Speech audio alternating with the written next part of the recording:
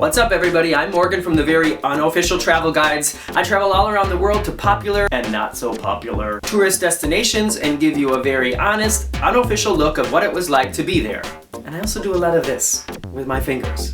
And another thing I do a lot of is help people plan their vacation and answer their questions about what there is to do and see where they're going. If I've been there, of course. People write to me from all over the world and it makes me so happy because I really like to help people plan and enjoy their vacations if I can. And one of the most popular questions I get asked over and over and over is this. Morgan, we want to do something really special on vacation, but we don't have a lot of money. What should we do? My unofficial opinion as the best answer to that question is and always will be, go on a cruise. Strangely enough, more often than not, when I make that suggestion to people, they write back by saying, oh no, we're not the cruising kind of people. We just want to go someplace and lay out in the sun by the pool, maybe at the beach, have some nice drinks, meet some fun people, maybe go to a club, and we like to go to good restaurants, and we want to have fun, but we also want to do a lot of relaxing. And I read all that, and I think about it, and then I say, yeah, go on a cruise. A lot of people who have never cruised before share some common misconceptions. Cruising is awesome if you know what cruise line is right for you. And another thing is, for what you get, cruising is also really inexpensive. I mean, I don't know what people who've never been on a cruise think cruising is like. Do you think that like you fly to Miami and then you get on the boat and you go to your cabin and then you sit in your cabin for 5 days and maybe once a day you go out of the cabin and sort of look over the railing at the waves going by and then you go back to your cabin and wait for dinner and then go to bed? No. Cruising is everything that you look for in a typical beach or sun vacation, and it just so happens that the luxurious resort that you're staying at is a great big moving ship. Let's go back to the Miami example and use that as an example.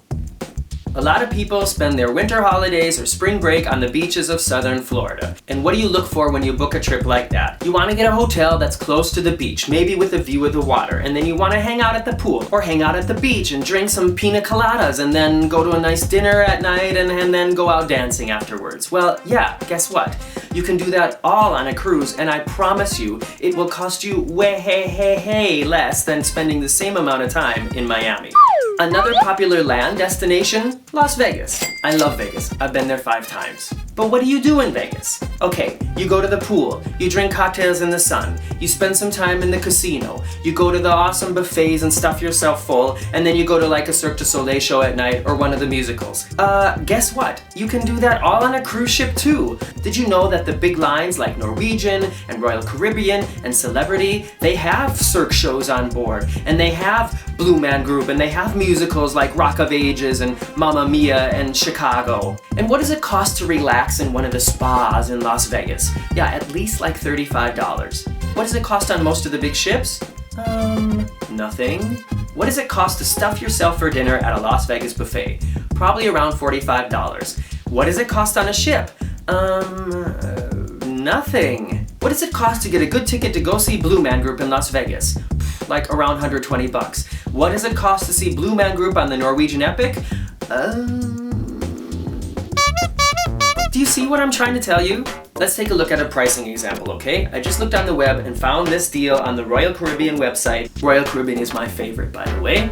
It's $4.99 per person for a 7-day cruise to the Bahamas with Puerto Rico and St. Martin, and including a stop at Royal Caribbean's private island. And if you want to see more of Royal Caribbean's private island, click on the link here or in the description below the video. Anyways, add the price of your flight, and if you're flying from inside the United States, you can probably get a good deal on Southwest or Sun Country for less than $300, but let's say your flight's $300, and then round up the price of the cruise to $500, and that makes it $800, and then divide that by 7. Okay, so that's a little more than $100 a day, including your flight, including your hotel, including basically all your meals, including your entertainment and show tickets, and including transportation to St. Martin, to Nassau, to Puerto Rico, and to a private tropical island.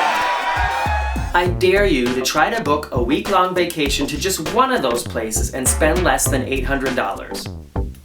Yeah, not gonna happen.